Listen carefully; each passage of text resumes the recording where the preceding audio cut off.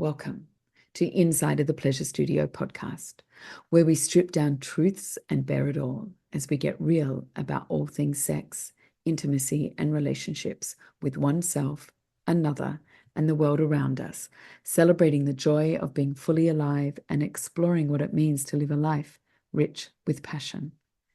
Every episode, we confront the conventional and break open the cages of censorship as we explore the untamed and often unspoken aspects of intimacy, cutting through the bullshit as we challenge sexual norms and provide you with the unvarnished truth about what it takes to have a fulfilling sex life. So if you're ready to dive into honest and very often provocative conversations that empower and enlighten, you've come to the right place. I am Melissa Louise, your wild host, bringing to you fearless honesty on this unapologetic journey as we talk about sex, love, and life in ways that are smart, fearless, and fun. Because, lover, this is not just about pleasure. It is a fucking revolution. Lovers, lovers, lovers, welcome once again to another episode inside of the Pleasure Studio. I'm Melissa Louise, your absolute pleasure advocate. And I'm here today with Kevin Anthony. Kevin Anthony is a certified sexologist, tantra counselor, NLP practitioner, and a sex, love, and relationship coach. And for over 10 years, he has worked with men, women, and couples to have the relationship of their dreams and the best sex of their lives. And he's also the host of the Love Lab podcast, creator of the popular YouTube channel, Kevin Anthony Coaching, and creator of the popular online course series, Power and Mastery, as well as other online courses for both men and women. So Kevin, welcome, welcome, welcome to having this chat with me, which I'm very, very excited about.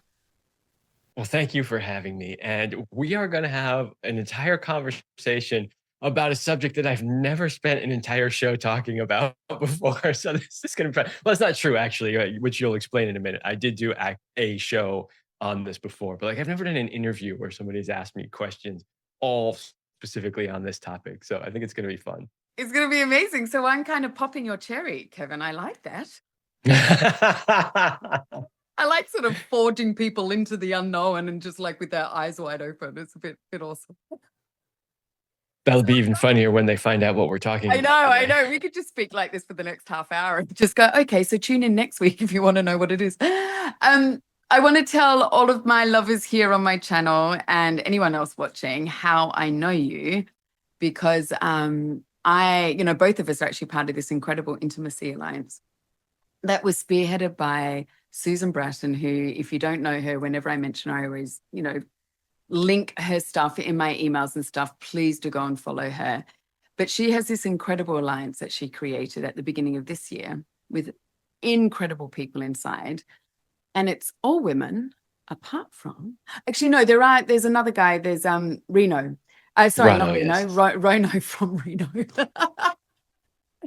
But Kevin is the token incredible man that rocks up every week and sits in a Zoom room full of really powerful, incredible women. What's that like for you, Kevin? The overall experience has been amazing. And I've known Susan for a number of years. I've had her on my show a couple of times, and I was really grateful when she invited me to it. I had no idea, though, it was going to be predominantly women. But it's kind of interesting because, when you really look around at the space of coaches, people who are really coaching around sex and relationship, it does seem to me that they are the majority of women. So from that perspective, it's not really surprising that this group has so many women in it. Not only that, unfortunately, there are a fair number of men in this industry who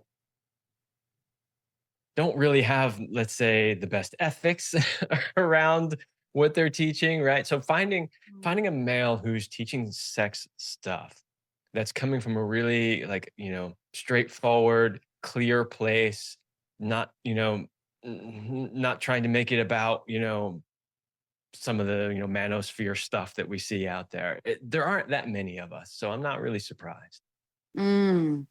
as much as I, wildly come in here and share it that way, it is an incredible group that is so deeply integral. And for me, it's such an honor to be a part of it. And I think we're also blessed to be in each other's spheres. And one of the things that comes from this is the fact that we get to, be introduced to all of these incredible people, which is why I've got you here today. So I'm going to tell the viewers what we're going to talk about. All right.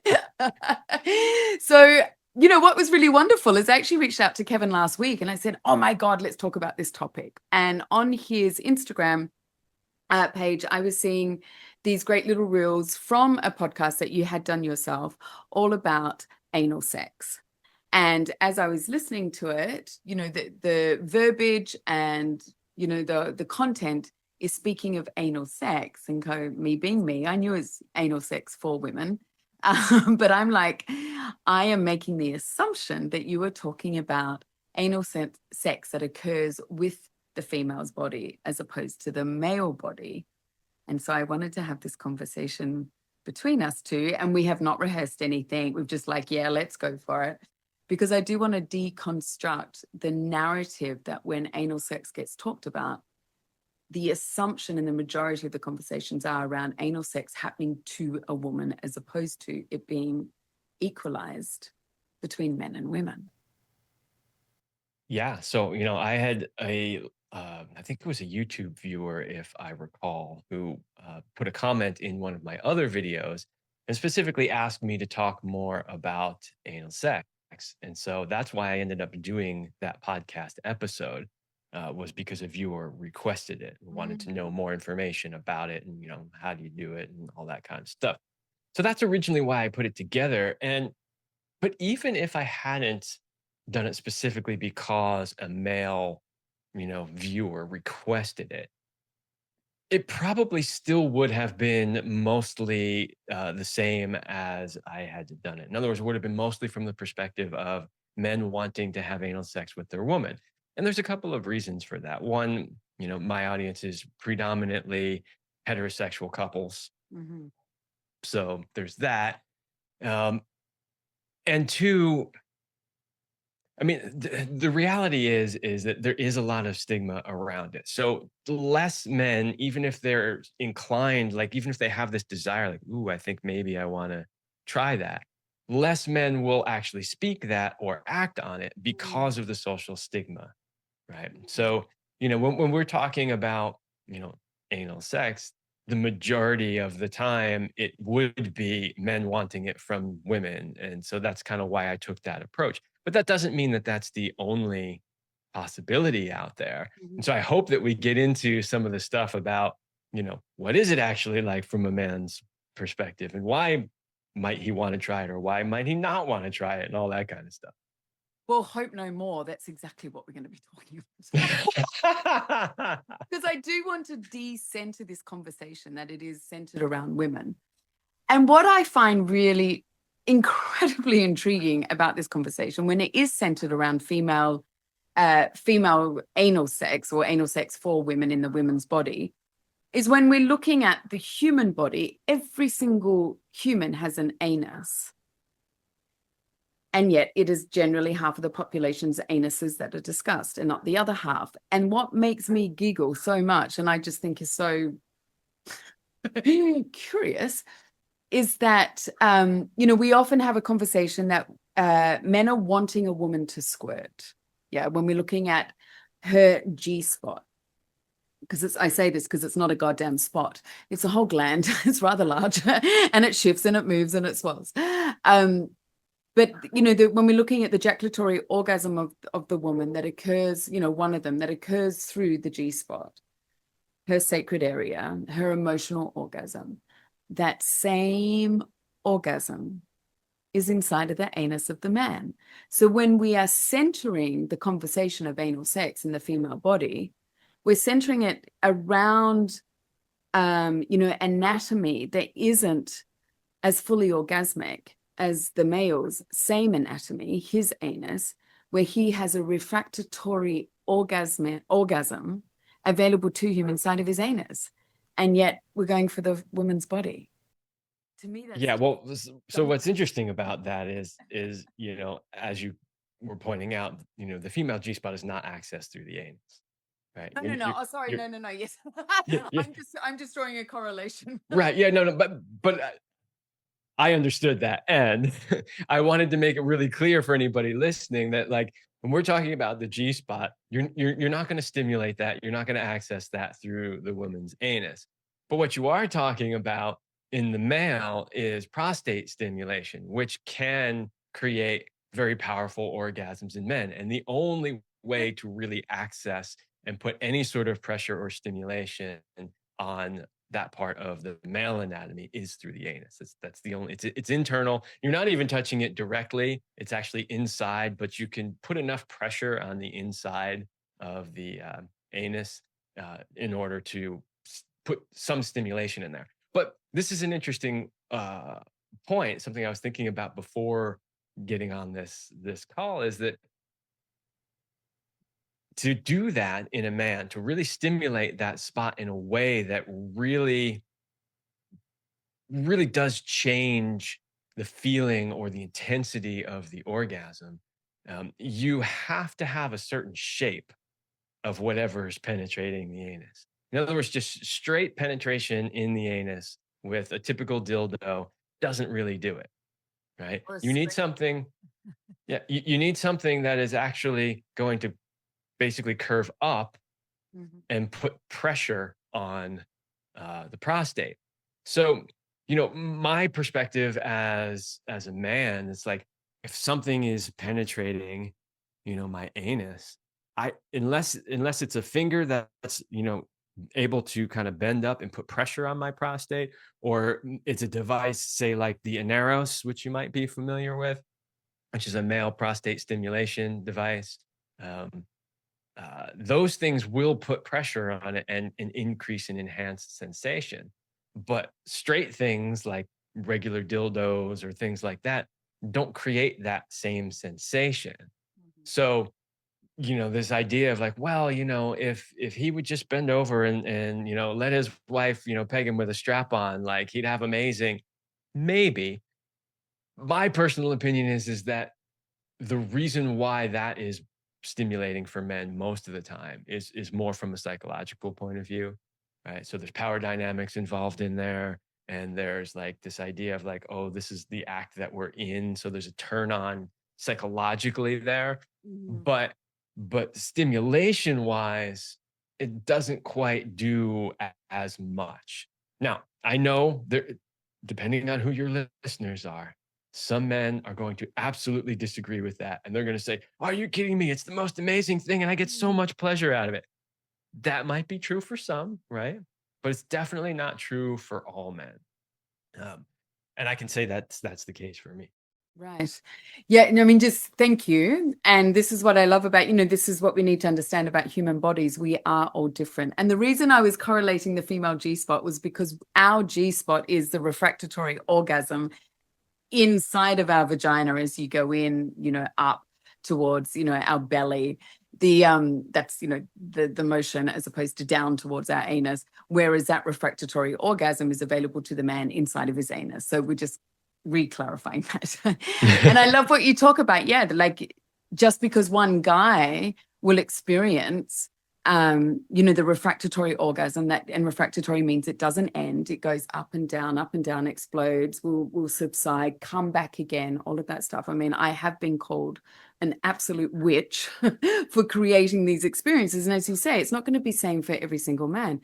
It's the same thing with the female body. When people talk about our sacred area, when they talk about the G spot, it's different for every single woman, where it's placed, between 1 and 3 inches in. Like we're talking about, quite grand differences, and also what it takes for a woman's this area to become fully engorged. And so it would be the same for the man. And so I think this is one thing that we always need to understand when we're talking about a factor of the body when it comes to orgasm. It is not a cookie cutter aspect, for 100% of the population. Yeah. And to add to that, not all men find prostate stimulation to be pleasurable. In fact, it's uncomfortable for a lot of men. And why do you Especially think that is? I would like to dive down to that when we're looking at energetics and the emotional side of orgasm in our body and pleasure. Why would you think that is? well, the discomfort mostly comes from, especially in aging men. So if they have a slightly enlarged prostate or they've got anything going on there, a lot of men tend to hold a ton of tension also in their anus. So these types of things can actually be not so pleasurable. Uh, so there's that, like, assuming they've gotten over the psychological part of somebody's penetrating my anus, right? Once they've gotten past that, for some men, it's really quite uncomfortable. My wife, when she was alive, she was a certified sexological body worker, and she used to do a lot of prostate massage on men.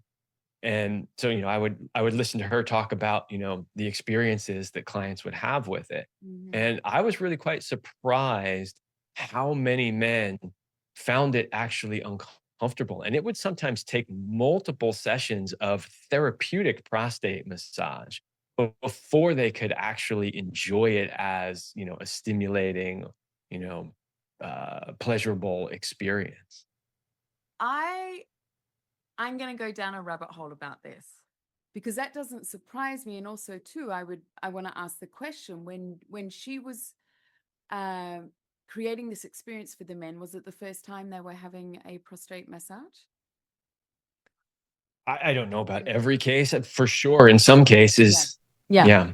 So when we're looking at de-armoring, like if we're looking at sacred pussy massage, de-armoring the vagina, I remember the very first de-armoring session I had. It was well over 3 hours, nearly four. I spent the entire time that the practitioner was inside, where he had his fingers inside of me, in excruciating pain, screaming my fucking head off.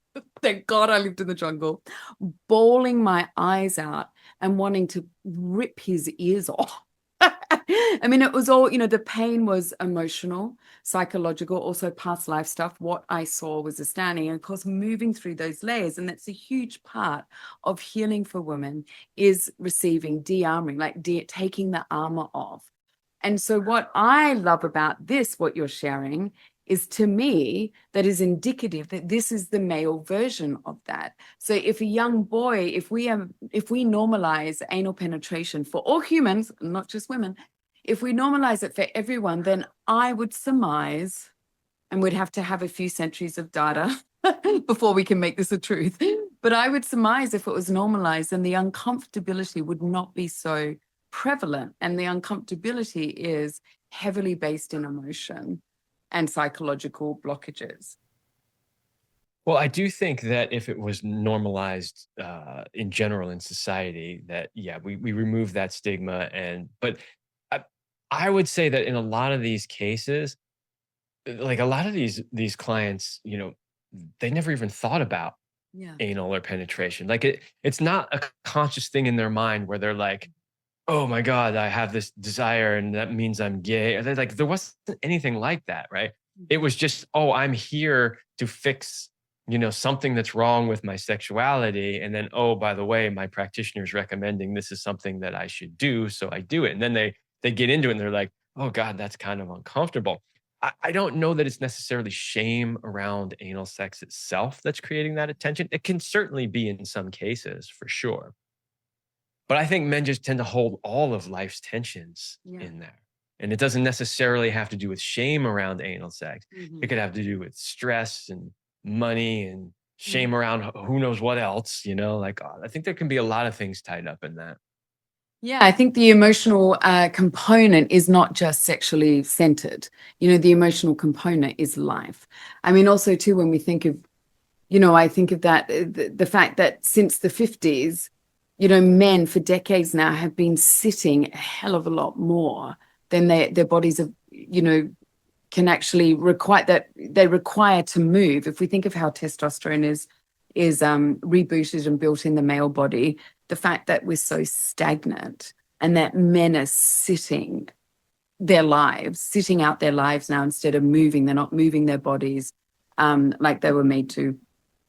And then also too, we're looking at, stress through that. We're looking at, contraction, holding on, the fact that we live in a world where the men are not, we're not, none of us are in communities, but men are the lone wolf syndrome where you have to work everything out on your own, in this belief that you have to do everything on your own, work it out on your own, all of that stuff. I mean, this is all in our nervous system. So yeah, I think that component is a lot wider breadth than just sexuality. Yeah, there's a lot of factors contributing to that for sure. But I will say that, uh, a man who is healthy, so he's physically healthy, his prostate is physically healthy, his stress levels are under reasonable control, it shouldn't be uncomfortable or painful to receive stimulation there. So that's always a sign, if it is uncomfortable, that there might be something else going on. So, you know, one of the things that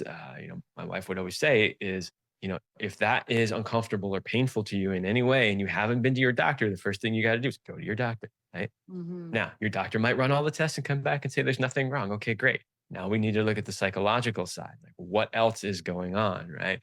But it shouldn't be painful experience. So, we can start getting into the pleasure side of things, but the general idea is it shouldn't be painful, but yet it is for a lot of men. Yeah, yeah. And I guess I'm just curious in my own mind around that.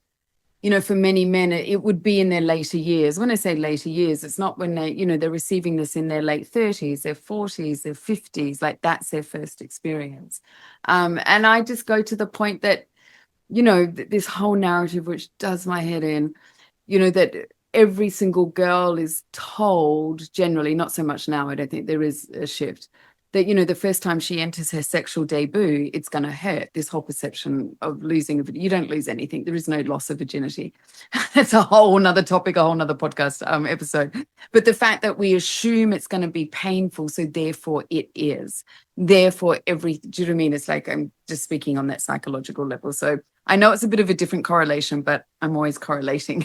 Where is that same part in that same part? Well, sure. If you've got, fear or apprehension about something, you're going to tense up. And when you Yeah. tense up, things are going to hurt more. I mean, the Mhm. reality is that, pretty much anything bigger than maybe two fingers or so in the anus, you're going to have to do a lot of relaxing. I had the biggest smile on my face because I have a huge memory, which I might share. But it's like a hell of a lot more than two fingers fits up the anus, if anyone is curious. Was it George Carlin who said nobody should have anything up their ass? Was it bigger than a finger and less loving than a dildo or something like that? I don't remember the exact quote, but it's similar to that. This is also, by the way, why in the gay male community they tend to use a lot of drugs in order to relax the anus to make for easier penetration. Also, too, I would like to, because I have a lot of I live in Puerto Vallarta where I live, it's a very gay male centric community and lifestyle. Um, and yes, I hear you. And also men tend to have sex really quickly. Like it's just like, dude, you're 7 minutes in. It's like, I don't. Do you know his last name? Do you know? Have you swapped names? Like, when did your clothes come off? So, the first thing that I think of, like, yeah, like sex happens really quickly when it's male centric. It happens really quickly on a general level, unless men are doing a lot of work and women have really great boundaries. Sex between heterosexual couples happens way too quickly for women. 5 to 7 minutes, according to all the studies. Oh my God, it's like we haven't even got our top off. Like, do you know, like trying to seduce you. We're going to take 17 minutes to take our clothes off. Where's the chocolate? Like, come on, come on. Just putting the velvet blanket down. So that also too for me is like, that's the first thing that comes to my mind. It's like, yeah, sex happens really quickly between men as well. And I have really dear friends that speak to me a lot about, their whole world here. But yes, also too interesting enough, apparently within the gay men community, only around 35% actually do receive anal penetration. Yeah, I wouldn't have known the exact stat on that, but I do know that not everyone does. And in many long-term same-sex relationships, it's often one will be, what they call the bottom and the other will be the top. Yeah, yeah. Yeah, it's just interesting the constructs that we believe are real and then what's really happening. So let's get into the pleasure of it, shall we? All right, let's do it. I'm curious, and you don't have to share, of course, but I'm willing. What was your journey to receive anal? Uh,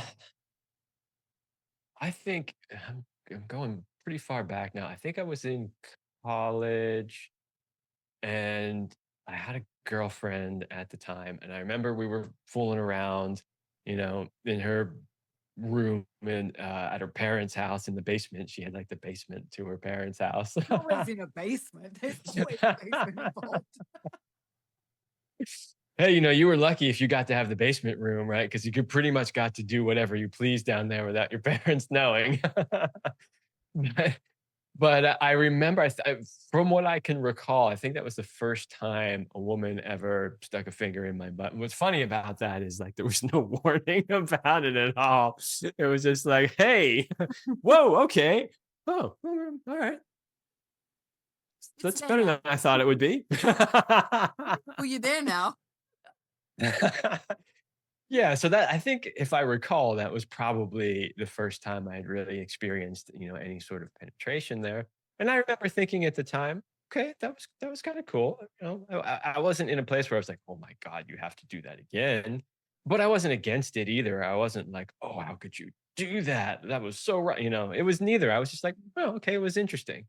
Um, and then over the years, I never asked for it or anything like that, but, I did have a girlfriend or 2 here or there, want to do that, and, I was always open to that. Um, I have experimented, over the years with things other than fingers, and, that's an interesting thing for me because I never really found other than, the Aneros, which is not that much bigger than a finger, I never really found any of the others to be particularly pleasurable. Mm. And usually the insertion, like I would have to like meditate to relax and it would still be uncomfortable. Right. And the joke about that is, I mentioned my wife earlier, and how she used to do a fair amount of prostate massages. And, she used to say, because she used to give me prostate massage regularly. And she used to say all the time, compared to her clients, she's like, wow, yours is so much more relaxed and so much less tense than everybody else's. And I'm thinking, geez, I'm like, if it's that uncomfortable for me, like I can't even imagine any of these other guys, right? No. So I was never really into using really anything else. But I was always a big fan. My wife used to say all the time, she'd be like looking at the calendar or watch, be like, you haven't had a prostate massage in several weeks. I'd be like, okay, yes, Like the woohoo. green smoothie. It's like, have you had the green smoothie today? It's Yeah, exactly. oh, fantastic. It's so interesting because I can imagine men listening to this. It's like, oh yeah, it's uncomfortable, da da da da da. And my thing is like, well, it's no different for women. And I guess for me, this is the aspect that I'm always sort of sidestepping each side is like the perception that on a cultural narrative, and I know this is going to sound a bit full on, but the cultural narrative is that the female body is to go through more uncomfortability than the male body. It's like, okay, like try it again. Like it's, so and so likes it. Come on. It's like you will learn to like it. Like there's a lot of that sort of narrative more that is pressured towards women than towards men. Well, for sure. There's no doubt about that. There's very little pressure on, straight hetero men to have any sort of anal, anything. Whereas there's definitely more pressure on women to, Yeah. want to at least be okay with that act from time to time. That there's no doubt about that for sure. Mhm. Um, and the video that you commented on that spurred this conversation was, I believe, a clip about me talking about why men want to do Yes. anal with their Yeah. woman. And there are multiple reasons, but the biggest reason, beyond any doubt, is the fact that it's a taboo thing to do. It's like this forbidden fruit that you're not supposed to go for, right? something that most of their women throughout their life probably never even let them do, Mhm. despite them asking over and over and over again. It's something that they see in porn and they see the women loving it and gushing and all this stuff, right? And they build it up in their mind. It's like you suppress anything, right? If you suppress it long enough, people's minds build it up into this huge thing. And it's like, I gotta have it, right? And I think that's where a lot of, the pressure from men to, have their woman provide that for them comes from. But let me just tell you this, and I know some men will disagree with me on this, and that's fine, right? Again, everybody has their own experience, but my experience as a man, anal sex is nowhere near as good as vaginal penetration. It's not. And there's some really good reasons for that. Number one, you have to be way more careful, right? You have to go much slower. Uh, Many times it's even better to just sort of let her be in a position where she can control it, right? Um, so there's that, right? So there's like this, I got to kind of like be extra careful when doing it. But the biggest thing is, well, I guess there's two big things for me when it comes to that. So, primarily, the pressure that you feel on your cock during anal is really coming from the outermost sphincter ring of muscles, right? Which is okay. I mean, it's not bad. But when you're penetrating a woman, especially a woman who's taken the time to train the muscles that surround her vaginal canal, right? So not only are they strong in tone, but she's got control over the different zones in there. The sensations that you can feel up and down the entire length of your cock are significantly greater than anything that you will feel when you're penetrating her anus.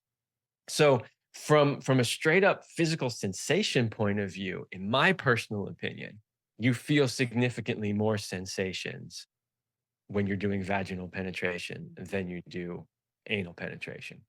The other thing that I think is significantly more powerful is the energetics of, your cock in her vagina, right? Like there's an energy flow there that I think is more significant than when penetrating the anus. So, bring that together, the fact that especially if she's really turned on and open and wet and ready to go. You're not walking on eggshells, trying not to hurt her, right? There's the fact that you have all those extra sensations from the magic, the wizardry, that she's doing with her muscles, and then you've got the energetics on top of it. So, from my personal point of view, I would rather be penetrating her, you know, in the vagina over anal sex any day of the week. Mhm. So if that's true for most men, then we come back to that question of, well, then why do so many men want it? Why do so many men want anal? And that brings me back again to that whole point of it's taboo. It's something they're not supposed to do, right?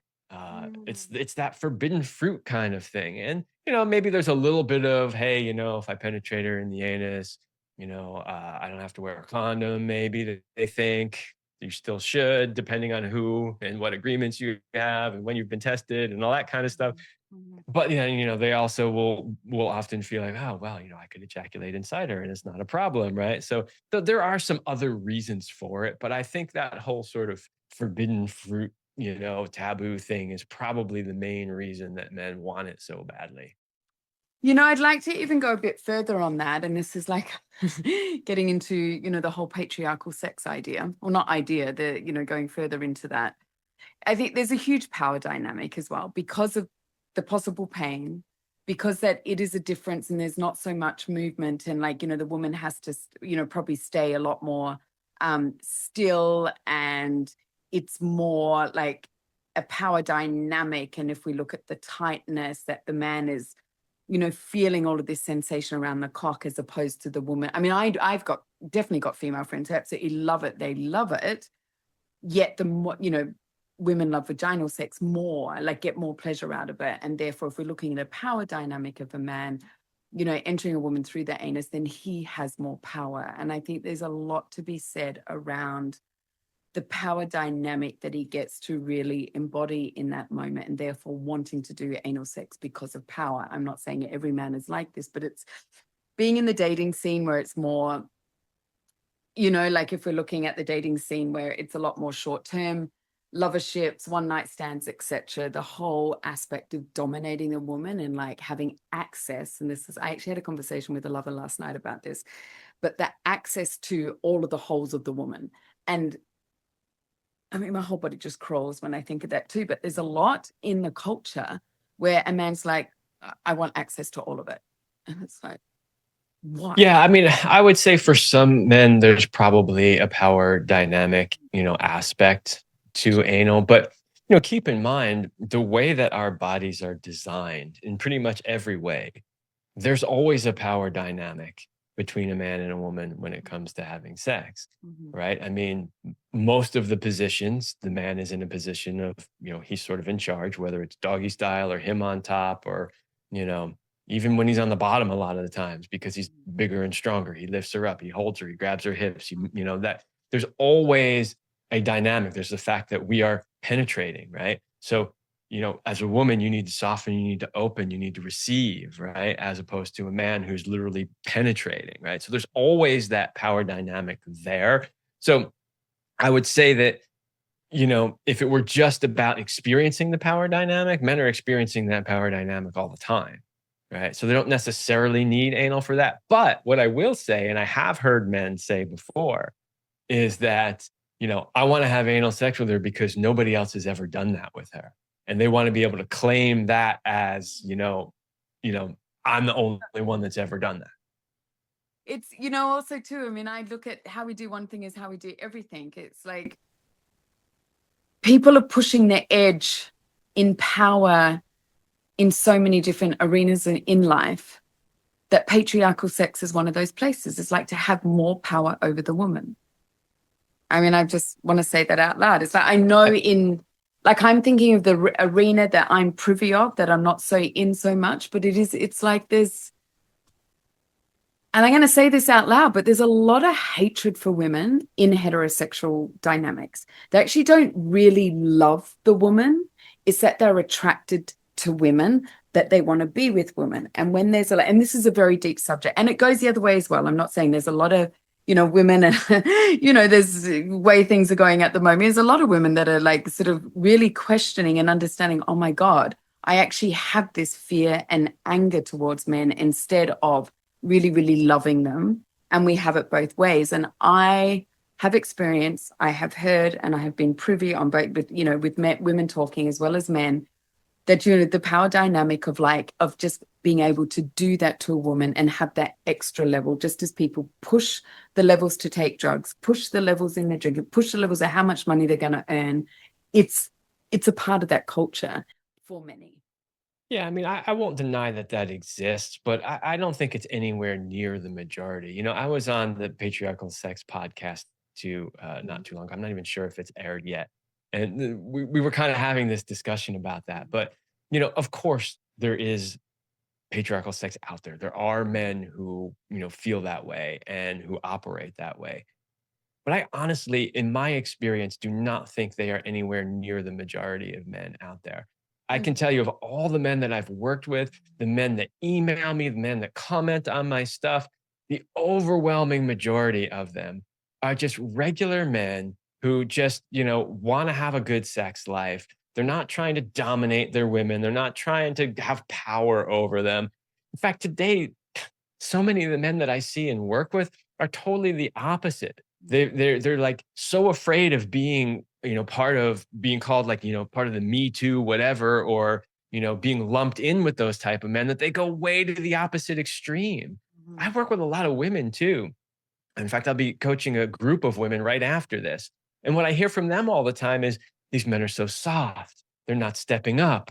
They're like won't take charge. Like I see that way more than I see, what I call the sort of old school asshole, macho, masculine, patriarchal guy. I know it's out there and I don't want to deny anybody's experience. but I just don't think it's the majority. And when I hear people saying that this is what's happening out there in the world, I'm like, okay. I think if we're looking at the full spectrum, that's like one extreme, and it's on the smaller end, in my Right. opinion. Mm. I mean, as with everything, it's what we're privy of, it's what we're involved in, it's what we're exposed to.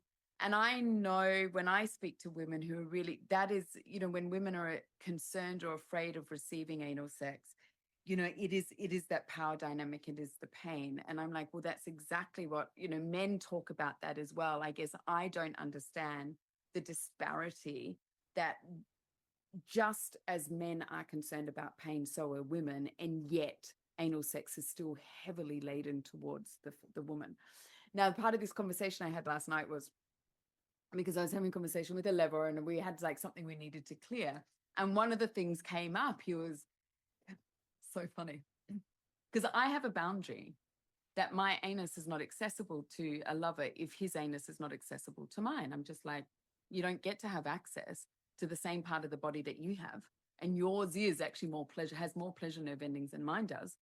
So that it's fine if that's your boundary, but you don't get access to mine. So he was having a bit of you have really strong boundaries. I'm like, fuck yeah, I do.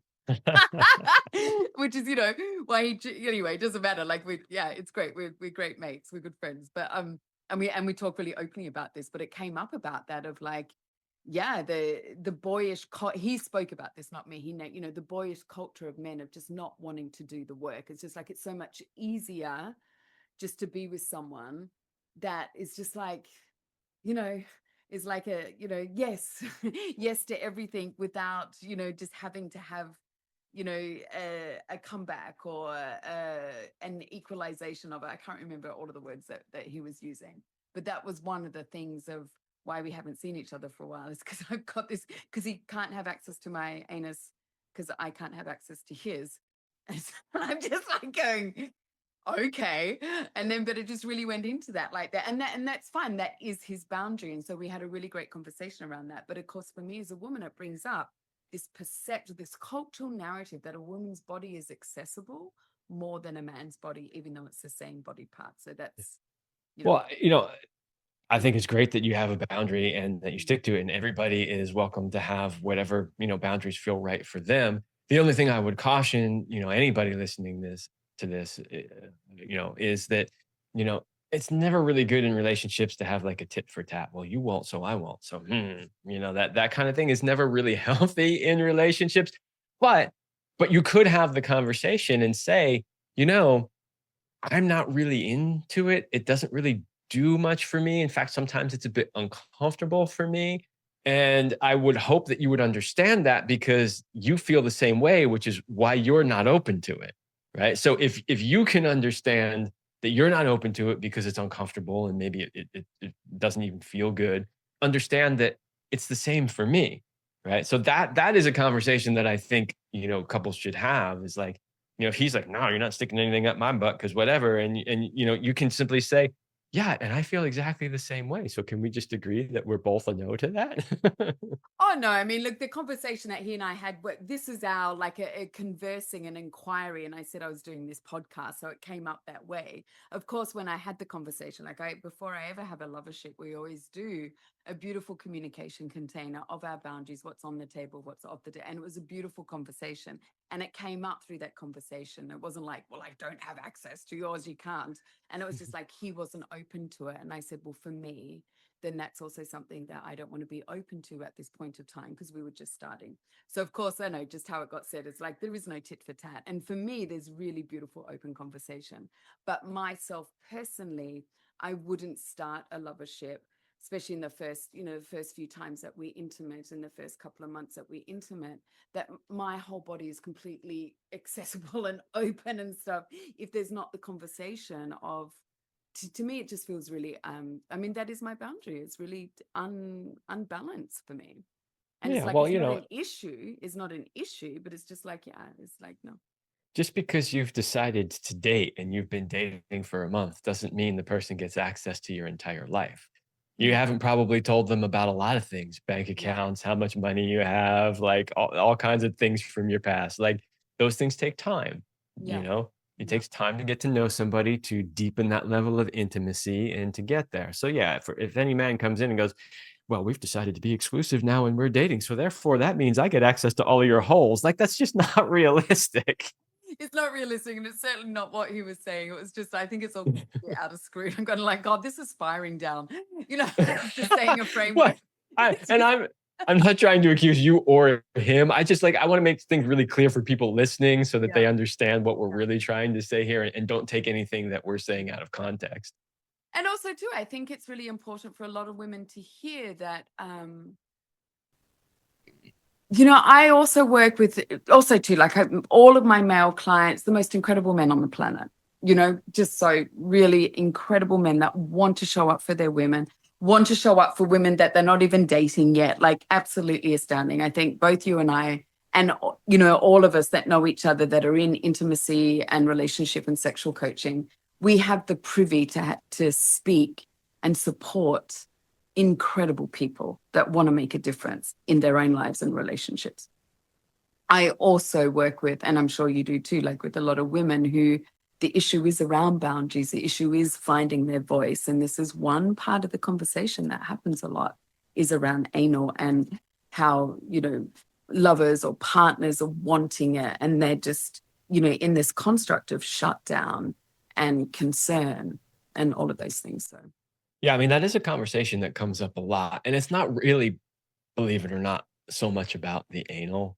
It's more about them feeling like they have a voice and that they can speak up and that they can do so in a way that doesn't create more divide between the two, right? This is a huge thing. Like, like I said, I actually work with quite a few women, a lot more women these days than I used to, a few years ago. And, so many women, we want to talk about culture and how culture has affected men, but culture has really gotten women very firmly in their masculine. And they tend to approach a lot of relationship dynamics really like hardcore from their masculine too. And so, on the one hand, sometimes we have a dynamic where she's too timid to be able to speak up for what she wants and set boundaries. But then we also have a situation where, they'll set boundaries, but they'll do so in a very harsh way that creates conflict between the two of them. So I actually do a lot of work with women in sort of helping them. Okay, I'm the guy, right? You have something you want to express to me. Let's figure out a way that you can do so that doesn't make me instantly defensive or challenging or any of that. Like how can you phrase it in a way that I can actually receive it without causing any sort of conflict or divide? yeah, it's such deep work. I mean, I don't know. Are you aware of Alison Armstrong? Have you ever come Yeah, I across had her? her on my show years ago, Oh, actually. wow. Wow. Yeah, no, I worked with her when my child turned 8. So we're looking at 11 years ago was when I first, was in a container with her. She changed my life. I mean, up until then, it's like I'm raising this boy on my own, and I was just like flapping about like a fish in a bucket with no water, going, I don't know what to do. And then, like, I worked with her, and everything changed. And I actually changing the way that I spoke to him, changing the way that I invited conversations or asked or inquired in an 8-year-old boy flipped the switch in so many Yeah, things. her And so it is stuff one of is the deep, great. oh, so gorgeous. And, I have the relationship with him today because of her and because of her work, what I came across and what I was able to do with her through her teaching, sorry. And it is a huge part of my work with women. And it's like, even, was it yesterday, the day before, I was working with a male client. It was our last call. And we were practicing flirting. And I got another privy into the male brain that I'm just like going, oh my goodness, we so misunderstand each other. And we had a great laugh, but we're practicing flirting. This is not about anal. But anyway, so we were flirting and I was explaining to him, and we've worked together for quite a bit, where, women are always dropping the hanky. That saying is like, we're throwing Mhm. things out, hope it, is he going to pick up on it? Because, of course, it's like, there's so many misses, just like women miss what men are doing as well.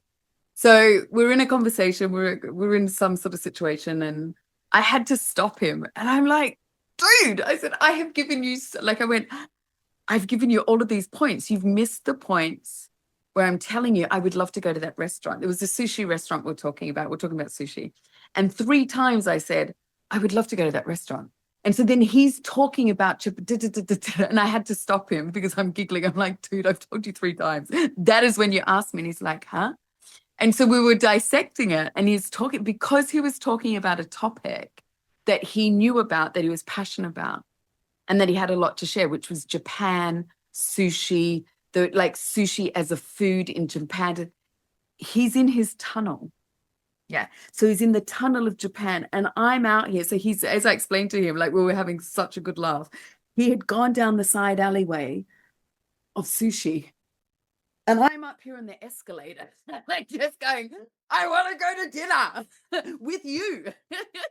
And he's gone off into another suburb. Well, it's one of our superpowers as men is the ability to focus like that. Oh, single That's focus is astounding.